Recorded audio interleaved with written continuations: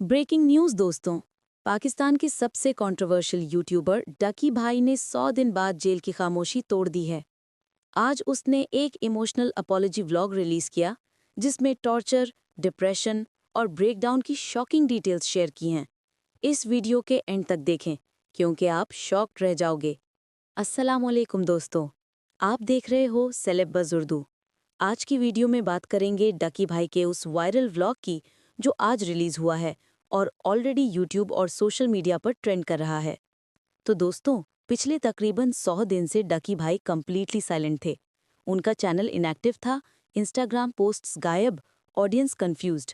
हर जगह एक ही सवाल था कि डकी भाई कहाँ हैं। आज अपने व्लॉग में डकी भाई ने क्लेम किया कि वो कुछ वक्त एनसीसीआईए कस्टडी में रहे। उनका कहना है कि उन पर मेंटल प्रेशर, इमोशनल टॉर्चर और लॉन्ग इंटेरोगेशंस हुए। उन्होंने ये भी बताया कि उन्हें स्लीप डिप्रिवेशन का सामना करना पड़ा, जो उनकी मेंटल हेल्थ के लिए बहुत डैमेजिंग था। सबसे इमोशनल मोमेंट तब आता है जब डकी भाई कैमरे के सामने ओपनली क्राई करते हैं। वो कहते हैं, मुझसे बहुत गलतियां हुई, मैंने लोगों को हर्ट किया, मुझे माफ़ी चाहिए। ये मोमेंट फैंस के लिए बहुत शॉकिंग था। जैसे ही ये व्लॉग लाइव हुआ, कमेंट्स का फ्लड आ गया। कोई उन्हें सपोर्ट कर रहा है, कोई डाउट कर रहा है और कुछ लोग कह रहे हैं कि ये सिर्फ सिंपैथी गेम है।